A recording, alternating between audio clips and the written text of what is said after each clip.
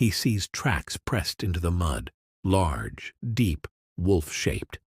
And beside them, smaller paw prints, lighter, hurried. Someone has been running. Koda's heart beats faster. He follows the trail for a few steps, then stops. He remembers what his mother once said before the snow took her away. Mother had told him, "When you're scared, little one, don't hide forever. Listen, the forest will tell you what to do." Soft wind through tall trees. Koda closes his eyes and listens. The water murmurs, the branches sway, and far above, a hawk circles once and cries. The sound echoes down like a promise. Koda pays attention. Okay, I'm listening. He doesn't follow the wolf tracks that day. Instead, he returns to his den where the red scarf waits. He curls beside it, the fabric rough but comforting against his cheek. And as he drifts to sleep, the forest hums around him, steady and safe. Wind and river blend into a calm lullaby. Next morning, sunlight through pines. When the morning comes, the world feels different, brighter, busier. The forest is full of small voices waking up. Koda yawns and stretches, then climbs a short slope that overlooks a meadow. Below, deer nibble at new shoots. Birds flit from branch to branch. The air smells sweet and green. He feels something new today. Not fear, not quite pride, but a spark of belonging. At the edge of the meadow, Koda meets a pair of raccoons wrestling in the grass. They stop when they see him. Raccoon says nervously, "Whoa, big bear." I'm not that big, says Koda. "But you look big." Maybe because you're too small. The raccoons giggle. The tension breaks. They play for a moment, tumbling, rolling, splashing near a stream. For the first time, Koda isn't just a cub watching the forest. He's part of it. When the sun begins to dip, the raccoons scamper home. Koda stays behind, sitting beside the water, watching the current twist around stones. He thinks about the wolf's call. He thinks about courage. One day, I'll be brave enough to face him. As evening falls, a new sound joins the forest. Far away, faint, but not animal. A low mechanical hum. Engine rumble fades in gently. Koda turns toward it, ears pricked. It's the ranger's truck, somewhere near the edge of the forest. He watches the faint light move between the trees, then fade away. For a moment, Koda feels the same warmth as when he first tasted that bowl of milk. That small kindness still resonates with him. Music swells softly, strings and wind, then fades into the quiet of evening. And so, as spring hums and the forest blooms, Koda begins to understand. Every creature belongs to something bigger than itself. Even a shy cub has a purpose waiting in the rustle of leaves. As night settles, he curls under the stars, paws tucked close, the red scarf beside him. The wind moves gently through the pine tops, whispering stories of what's yet to come. Tomorrow he will wander further than ever before, and soon he will discover that not all who walk the forest come in peace.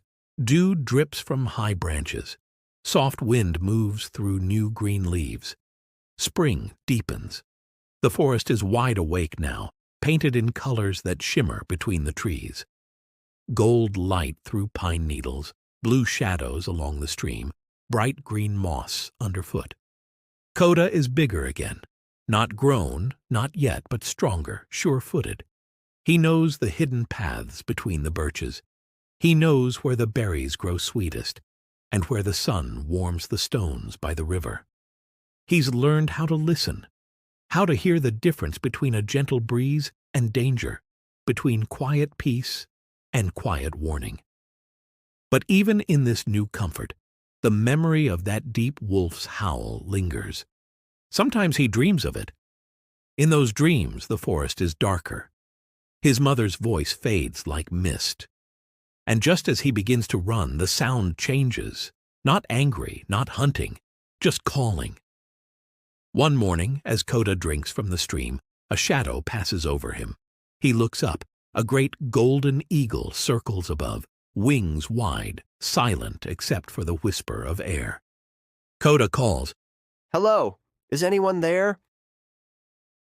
The eagle doesn't answer, but turns in a slow arc, then dives toward the western ridge, the part of the forest Coda hasn't yet explored. Coda watches until the bird vanishes into the light. Something inside him stirs, that small spark that once made him step out of hiding on a cold night long ago. He decides, quietly, that today he will go farther. He follows the stream until it widens into a shallow lake. Tall grass sways at the edges, and frogs leap into the water as he approaches. The air smells sweet, but beneath it, something else. Ash. Coda lifts his head. Beyond the lake, thin smoke curls upward through the trees. Not the kind that warms a den, sharper, angrier. His heart skips. He moves carefully, paws silent on damp ground. The scent grows stronger. When he reaches the edge of a clearing, he stops. A tree has fallen, struck by lightning maybe, or pushed by wind. Its branches smolder, faint smoke curling into the sky. And near it, tangled in broken roots, is a young fox trapped by a fallen branch. Coda gasps. Oh no! He rushes forward but stops just short. The fox's eyes are wide with fear. Fox says, Stay back. Don't eat me. Urna. Coda explains, I'm not going to eat you. I just want to help. the warmth of trust beginning. The fox stares for a moment, trembling, then lowers her head. The branch is heavy, too heavy for her alone. Coda plants his paws, leans, and pushes with all his strength. The log shifts just enough. The fox slips free, limping to safety. She looks back, still frightened but grateful. You helped me. Everyone needs help sometimes. The fox tilts her head. What's your name? Coda. I'm Lyra. Lyra nods once, then looks toward the ridge. That smoke wasn't from lightning. Wolves were here. They ran through last night. Something scared them. Coda's ears twitch. Wolves? She nods again. One of them had a scar across his muzzle. Old, angry. The others followed him. Coda's chest tightens. Varen. The fox looks at him, curious. You know him? I heard him once. He sounded lonely. He isn't lonely. He's lost. Wolves used to hunt together, but he drove his pack away. Now he wants to own the forest alone. The two of them sit quietly for a moment, the last smoke drifting above the fallen tree. Coda feels something he's never felt before. Not just fear, but responsibility. Coda is now determined. I have to see for myself. You're brave or foolish. Maybe both. Lyra nods once, then limps back toward the meadow. Coda watches her go, then turns toward the ridge. The climb is long and steep. The forest changes as he goes. Pines grow thinner, the air cooler, the shadows longer. Halfway up, he finds the tracks. Deep, wide, unmistakable. Wolf prints. He follows slowly, careful not to make a sound. The trail leads to a narrow clearing near the top of the ridge, where the wind never stops blowing. There, standing in the golden light, is Varen. The wolf is massive, his coat silver and scarred, eyes like shards of ice. He stares at Coda without moving. For a long moment, neither of them speaks. Then Varen's voice rumbles through the air.